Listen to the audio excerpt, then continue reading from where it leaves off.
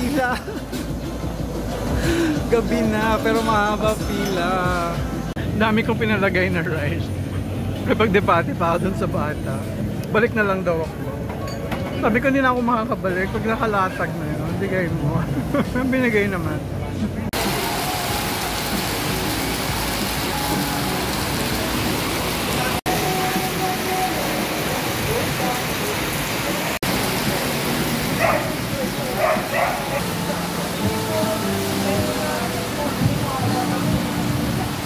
Inabutan na tayo ng ulan habang kumakain tayo sa Diwata. Anyway, nandito tayo sa same compound sa BB whatever. So nag-order na lang tayo ng espresso, 49 pesos. Papatila tayo ng ulan. Mag-isa na naman ako. Si TTT, minit niya yung kanyang grade school friend or high school friend sa Robinsons. Galing sa States. Diba? I think yun yung friend nagbigay sa kanya ng dalawang lotion. Ano kaya ang pasalubong niya this time? Ang chika nito, yung dalawang bintana, hindi natin sinaran. Yung dalawang bintana nakaharap sa yung inner bintana. Eh kahit inner yun, makakabasa ng flooring. But nothing to really worry about kasi yung flooring naman natin tiles. So, maingay ang ating background. Yung German Shepherd maingay. Pero hindi siya aggressive. Yung nilapitan ko siya, tumahimik siya, tumingin lang siya sa akin. Pupunan ko nga yun. Hindi ko naman alam na i-vlog ko siya. Anyway, let's summarize. Oh, there's my coffee. Mainit. Akala ko yung parang sa pick-up coffee na malamig with ice. Anyway, total busog naman tayo. Kasi katulad nga ng nasabi ko, parang 2.5 rice yung kinuha ko. Pinilit ko yung nagsaserve ng rice. So, napilit naman. Tapos, order din tayo ng chicken. Pakilaka ng chicken ni Diwata, grabe. Tapos, yun nga.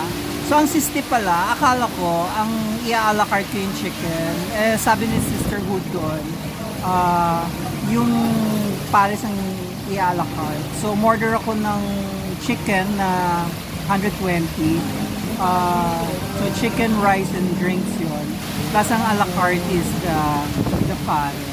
So, 120 plus 60, 180 ang ating binayaran sa lakad natin ito. Plus the 49 pesos. At baka tumaas pa. Kasi, I doubt kung makaka-grab tayo from here. Yung ganitong lugar. But anyway, mabuti na lang meron itong this small cafe. Pwede tayong tumambay dito.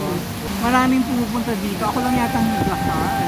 Ang napupunta dito, nakikita ko ng mga cars. May bumababa sa cars. So I suppose nag-grab sila. Diba? Ako lang ang naglakad mula Taft Avenue.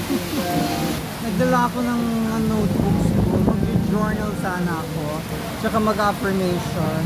Hindi ko pala nadala yung pouch where all my ball pens are nakatag.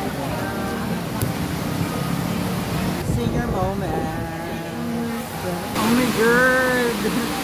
Can you hear that? Ang patak ng ulan. It's raining in Manila. Naririnig mo ba ako? Lumakas pa. God!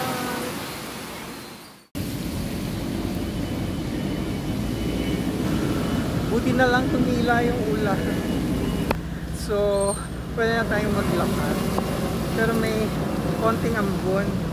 Pagdating naman dyan sa Makapagal, pwede tayong magantay ng bus. Sana pagdating ko dyan, may bus na agad. Yung galing PTEX, papuntang Quezon Avenue. Dadaan yun sa sa Taft Avenue. Ay, parang hindi na. Well, pero at least, makakaabot tayo ng Leverisa. Doon iikot yun Anyway, pagpatuloy ang ating paglalakad. I'm so busog!